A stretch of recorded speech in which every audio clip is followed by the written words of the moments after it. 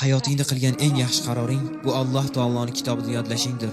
Bu qarorni birinchi qilishing bilan baraka seni lozim tutadi. To qiyomat kuni Alloh taologa yo'liqguningcha o'sha kuni senga o'qi va ko'taril deb aytiladi. Balki sen uni yodlamagandirsan, lekin sen Qur'onni yodlashga niyating chin dildan bo'lgan edi va sen bu yo'lda yurganingda baraka bilan vafot etasan.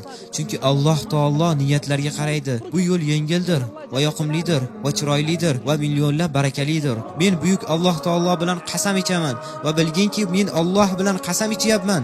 Agar sen Qur'onni o'zingga lozim tutsang, bilginki sen hayotingda barakani lozim tutibsan va o'z yo'lingda nur topibsan va ajoyib tarzda rizq senga to'kilib qo'yilibdi. Va xursandchilik, quvnoqlik, ya'ni Qur'on senga barchasini ochib qo'yadi va Qur'on sendan yuz o'girmaydi. Ya'ni agarda inson kun davomida shom bilan xufton o'rtasida va zuho bilan bomdod o'rtasida o'z nafsiga vaqt ajratsa, Alloh taoloning kitobini to'liq yod oladi. Faqatgina 1 soat va Alloh taoloning barakasini, yengilligini va davomiylik bo'lishini ko'radi. Qur'on bo'lib bosqich va bosqich va tugaydi. Faqatgina 600 sahifa va u tugaydi. Agar inson uni yod olsa, faqat davomiylik bilan 2, 3, 4 yil o'tmay o'zingni Qur'on xatm qilganingni va Alloh azza va jallaning kitobini yod olganingni ko'rasan.